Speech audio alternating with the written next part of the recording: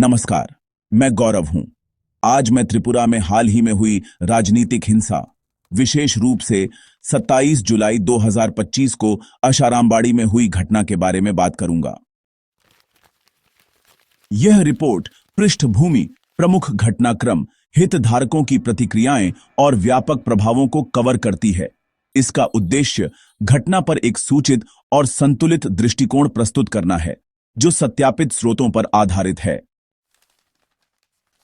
यह रिपोर्ट सार्वजनिक रूप से उपलब्ध समाचार लेखों, सत्यापित मीडिया स्रोतों और आधिकारिक बयानों पर आधारित है। इसका उद्देश्य केवल शैक्षणिक और सूचनात्मक है। यथासंभव सटीकता सुनिश्चित करने का प्रयास किया गया है, परंतु इसकी व्याख्याएं और निष्कर्ष मेरे स्वयं के हैं। त्रिपुरा, जो कि पूर्वोत्तर भारत का एक राज्य है, विशेष रूप से आदिवासी क्षेत्रों में ऐतिहासिक रूप से राजनीतिक अस्थिरता से प्रभावित रहा है। भारतीय जनता पार्टी यानी बीजेपी वर्ष 2018 से त्रिपुरा में सत्ता में है। टिपरा मोथा एक जनजातीय आधारित क्षेत्रीय पार्टी, जिसकी स्थापना प्रद्योत किशोर माणिक्य देबबर्मा ने 2021 में की थी, आदिवासी अधिकारों और ग्रेटर ट्रिप्रालैंड की मांग को लेकर एक प्रमुख शक्ति बनकर उभरी। वर्ष 2024 की शुरुआत में केंद्र सरकार, त्रिपुरा सरकार और टिपरा मोथा के बीच एक त्रिपक्षीय समझौता हुआ, जिसका उद्देश्य आदिवासी मुद्दों को हल करना था और टिपरा मोथा को गठबंधन में शामिल करना था। तारीख रविवार 27 जुलाई 2025। स्थान आशारामबाड़ी, थाना चंपाहावर, जिला खोवाई, त्रिपुरा। मौका प्रधानमंत्री नरेंद्र मोदी के मन की बात के 124वें एपिसोड के लिए भाजपा कार्यकर्ताओं का जमावड़ा। लगभग 9 भाजपा कार्यकर्ता घायल हुए। 2 गंभीर रूप से घायल होकर जीबी पंत अस्पताल अगरतला में भर्ती हुए। 3 4 पहिया वाहन क्षतिग्रस्त हुए और 10 मोटरसाइकिलों को आग के हवाले किया गया। प्रयोग किए गए हथियारों में लाठी दांव यानी मुड़े हुए धारदार हथियार, डंडे और कथित तौर पर देसी बंदूकें शामिल थीं। मुख्यमंत्री माणिक साहा ने इस हमले को हिंसक और अलोकतांत्रिक कहा। उन्होंने आरोप लगाया कि इस हिंसा को टिपरा मोथा कार्यकर्ताओं ने अंजाम दिया। त्रिपुरा पुलिस को सख्त कार्रवाई का निर्देश दिया गया। साथ ही मुख्यमंत्री ने जीबी पंत अस्पताल में घायल भाजपा कार्यकर्ताओं से मुलाकात भी की। प्रद्योत किशोर माणिक्य देबबर्मा, जो कि टिपरा मोथा के सुप्रीमो हैं, उन्होंने हिंसा में किसी भी तरह की संलिप्तता से साफ इनकार किया। उन्होंने ठंसा यानी एकता की आवश्यकता पर बार-बार जोर दिया। साथ ही उन्होंने चेतावनी दी कि अगर आदिवासी समुदाय के भीतर राजनीतिक हिंसा बढ़ती है तो इससे उनकी पहचान और भूमि दोनों का नुकसान हो सकता है। उन्होंने अपील की कि सभी लोग विकास और अधिकारों पर ही ध्यान केंद्रित करें। अनिमेश देबबर्मा, जो कि वन मंत्री हैं और टिपरा मोथा से आते हैं, साथ ही आशारामबाड़ी से विधायक भी हैं, जहां हमला हुआ था, उन्होंने इसे टिपरा मोथा की छवि खराब करने की एक साजिश बताया। उन्होंने कहा, हम अपने सहयोगियों पर हमला नहीं करते, हमारे कोई कार्यकर्ता इसमें शामिल नहीं थे। इसके अलावा उन्होंने व्यक्तिगत तौर पर जांच के लिए आने का भी आश्वासन दिया। बिपिन देबबर्मा, जो कि भाजपा जनजाति मोर्चा के महासचिव हैं, उन्होंने आरोप लगाया कि टिपरा मोथा की युवा इकाई ने ही हमला किया। उन्होंने दावा किया कि इस हमले में कुल्हाड़ियों, देसी बंदूकों और धारदार हथियारों का इस्तेमाल हुआ। उनका कहना था कि इसका उद्देश्य भाजपा के आदिवासी समर्थकों को डराना था। पुलिस की स्थिति 28 जुलाई 2025 तक यह है कि चंपाहावर थाने में प्राथमिकी दर्ज हो चुकी है। एसडीपीओ कुड़िया रासू इस जांच का नेतृत्व कर रहे हैं।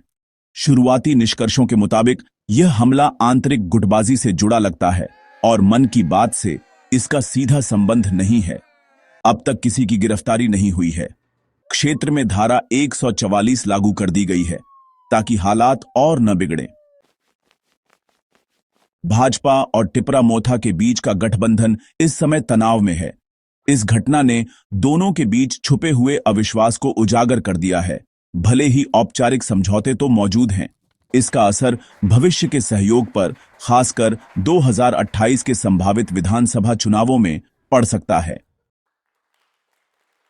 प्रद्योत के बयान जनजातीय पहचान के विघटन की आशंका को जाहिर करते हैं। ठंसा यानी एकता की जो अपील है वो आदिवासी समुदाय के भीतर बढ़ते ध्रुवीकरण की तरफ इशारा करती है। हथियारों और आगजनी का प्रयोग ये राजनीतिक हिंसा के सामान्यीकरण को दर्शाता है। जनजातीय क्षेत्रों में राजनीतिक निष्ठाएं अक्सर जातीय पहचान से जुड़ी होती हैं, जिससे समाधान सच कहें तो और भी कठिन हो जाता है। दोनों दल एक दूसरे पर आरोप मढ़ रहे हैं। भाजपा कानून व्यवस्था और पीड़ित की भूमिका पर जोर दे रही है, जबकि टिपरा मोथा राजनीतिक साजिश की बात कर रही है और शांति की अपील कर रही है। पुलिस की निष्पक्षता अब तक स्पष्ट रूप से किसी पक्ष में नहीं झुकी है, जिससे स्थिति आप समझ सकते हैं अभी भी काफी अस्पष्ट बनी हुई है। 27 जुलाई 2025 को अशारामबाड़ी में मन की बात के दौरान भाजपा कार्यकर्ताओं पर हमला हुआ। उसी दिन मुख्यमंत्री साहा ने बयान दिया और घायल भाजपा कार्यकर्ताओं से मुलाकात की। 28 जुलाई 2025 को टिपरा मोथा नेताओं ने अपनी संलिप्तता से इनकार किया और जांच की मांग की।